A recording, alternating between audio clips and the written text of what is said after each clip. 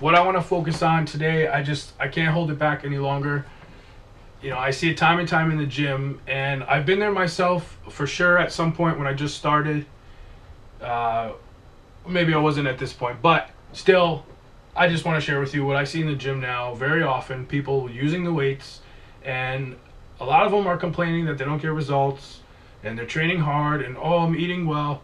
There's a larger part of it, and I think that even people that are just starting out or intermediate will find that when you focus on what you're doing more, the muscle group you're training, and if you don't know all the muscles in the body, that's fine.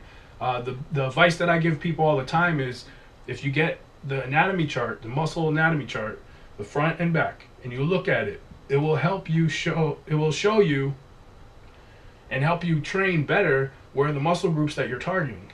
And if for some reason you're going through your workout and you're just going through the motion, of pull downs just because it's a pull down, and you start feeling your arms, you got a good pump in your arms pulling it down, but your back is nowhere to be found. You don't feel any flex in your back, anything, something's wrong.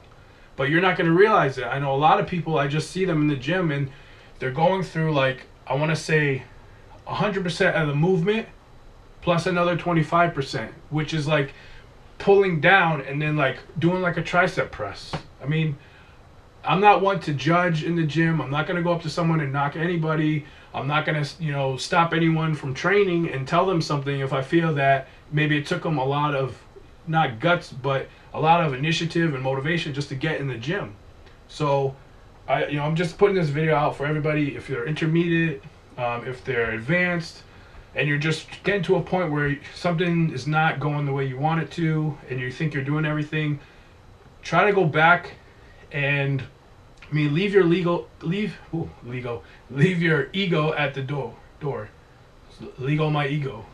Anyway, leave your ego at the door, meaning if you have to start backwards again and start all over from weights just so you get into the muscle group and train better, do it. I took 3 months off from the gym, and when I came back, yes, I could have just went back to the weights I used to be doing because my mind is focused on it and maybe I had some rest, but instead I chose to almost learn again, like start working out on a machine and feel exactly where I want to feel the muscle group. And once I start moving away from exactly what I want to do, then I stop the weight and I don't go any higher.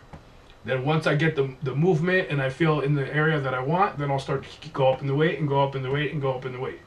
But getting sloppy, you start using secondary muscles before you're even fatigued in your main muscles, which a lot of people, I feel, start feeling in other areas and assume, oh, this works on my arms too, cool. But no, the movement of the machine you're doing or the free weights is not supposed to target a minor group more than the group you're trying to target. So just try to look back at that and notice that you can have a mind-muscle connection. It's very true. No one, they didn't just come up with the word for no reason, because people realize that you can think what you're thinking about, even at minor details while you're training. And that's why I get such great results and fast results, is because I can tune in, to the connection in my muscle when I'm training.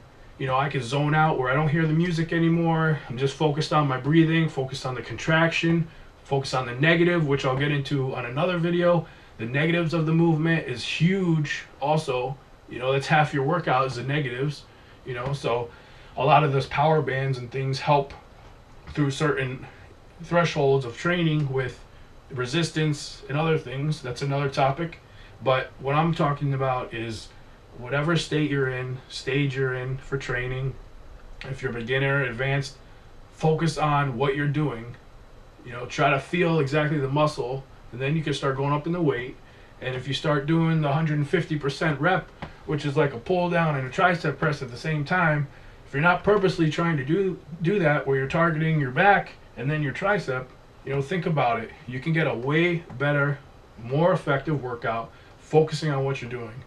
Now, I know you want to make it fun in the gym, some people, but it's still about results. And why would you want to train 2 hours if you can get the same results when you're focused and in that zone for an hour, at the most?